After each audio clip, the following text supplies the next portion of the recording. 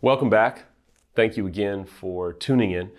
I've had some fantastic discussions the last few weeks with many of you, whether it be on Twitter or Instagram or YouTube. I'm so thankful that you continue to watch these videos. I genuinely pray, and I make it my own personal mission to do the best I can to try and help meet you right where you're at. There's something about talking to someone who's been where you're at. I have a therapist that I work with that I love when I share some things I'm dealing with, and he says, "Oh, I totally get it. I remember when I felt X, or I know how I feel when X," and I'm like, "Oh, thank God. This guy gets it. He understands. He knows."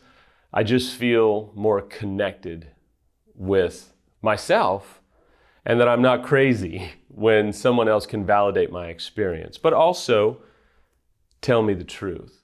He said something to me the other day that really helped me in every facet of my life, and I wanted to share a part of it with you today. He said to me the other day, he said, "We don't always know what we need. So it's no wonder that we get into arguments, discussions, we get into frustrating communication with our spouse or partner because we don't even know what we need. And we're off to the races, right? It turns into a fight. It turns into maybe a raging discussion. We stonewall, we get angry, we shut down, we lash out. Because the truth of it is, we don't always know what we need. Your partner doesn't always know what they need.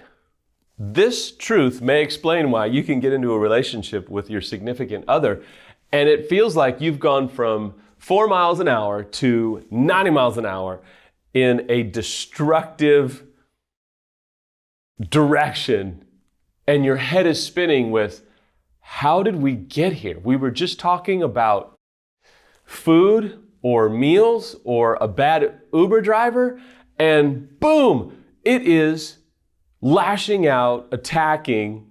What just happened? The struggle is understanding that this approach can actually help you be more compassionate for your significant other when they're struggling. Because when we understand that they don't always know what they need, that's why they can, and I'm going to put this very frankly, they can be so difficult. They can be so emotionally charged. They can be so, stay with me, just off their rocker or bonkers, and you just go, what just happened? So it's vital to remember, and what might help you is to be able to go, he or she, they just don't know, they don't even know what they need. So I don't know how to help them, but at least I can be present. At least I can be here for them.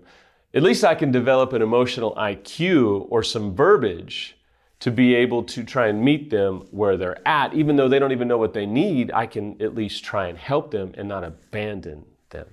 There's a lot of I don't knows in this one, but today what I do know is that you and your significant other need patience, because patience is the way that you move through this particular difficulty that you're experiencing.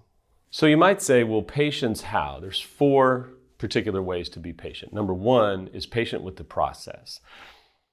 I wish that I could tell you a shortcut. I wish that I could rush these things, but you can't. It is a process. And sometimes that process trends upward, and then oftentimes it goes up, and then it goes down, and then it's all over the place. But that's normal. And there is a process. We do not heal linearly.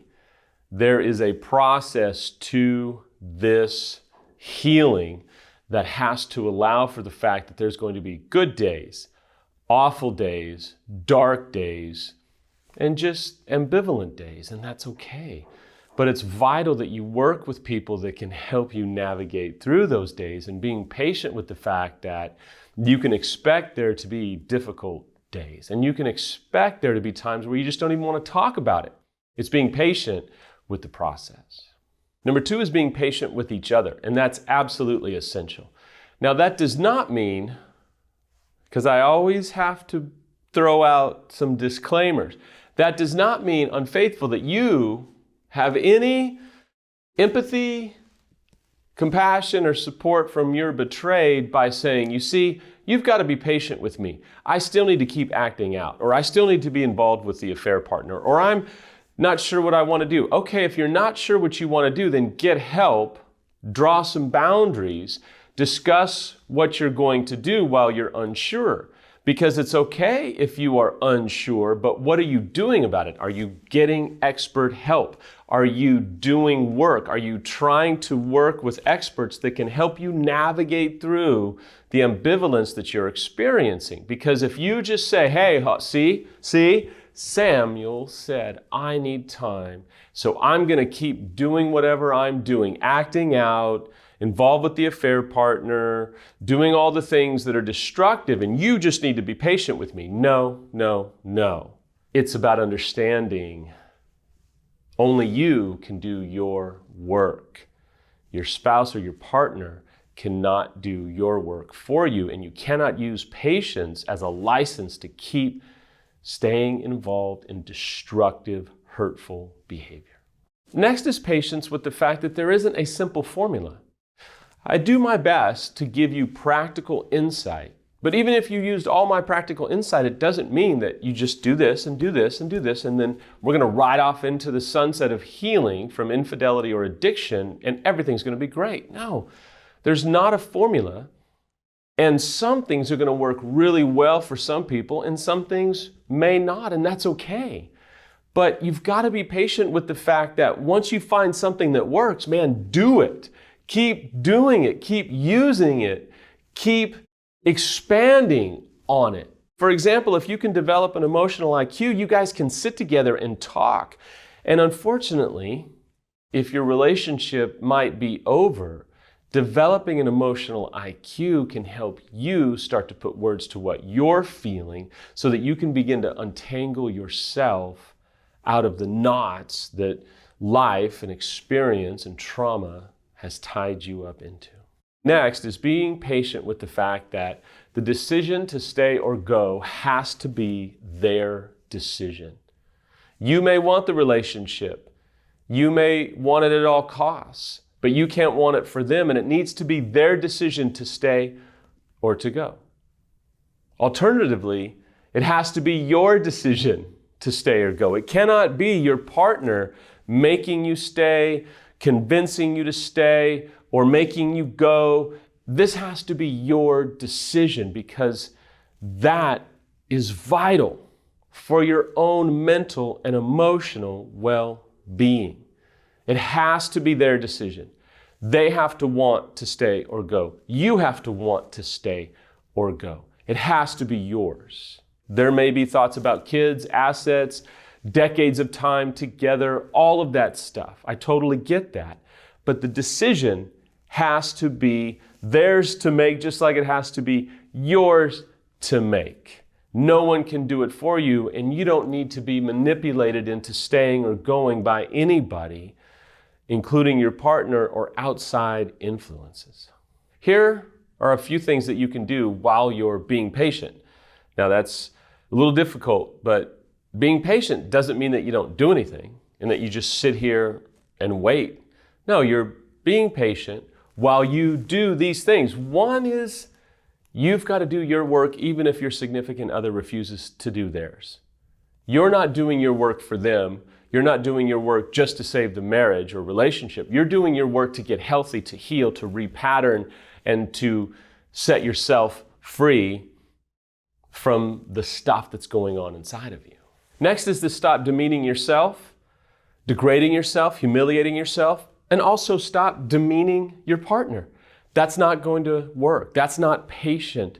That's attacking, that's rushing, that's harassing. That is not redemptive behavior. All that's doing is making everything worse. That type of behavior is not being patient at all, including being patient with yourself. Demeaning, degrading, devaluating, harassing yourself will not bring healing. It'll make everything worse. And if you're unfaithful, it will increase the chances of relapse because shameful people do shameful things. You've got to interrupt the timeline. Next is confront yourself graciously, but yet directly. You can be gracious with yourself as you call yourself out on your own behavior, whether it be defensiveness, turtling up, yelling, screaming, isolating. You can confront yourself, but do it graciously, because you have to be willing to do that if you want to get better. Finally, stop allowing yourself to catastrophize everything or awfulize everything. The inner child in us loves to awfulize things. This is awful. This is awful. I can't believe how awful this is. This is a catastrophe. This is terrible. This is going to ruin our lives. You don't know that yet. And resorting to catastrophizing and awfulizing just builds momentum in the wrong direction. So sometimes it's healthy just to stop and say, we don't know that yet. Hold on. I'm not going to go down that road. I'm going to stop that continual momentum, that cycle of awfulizing and catastrophizing. It does not serve you well or your significant other. I hope that this has helped you today. Be patient with yourself. It's the only way that you're going to get through this.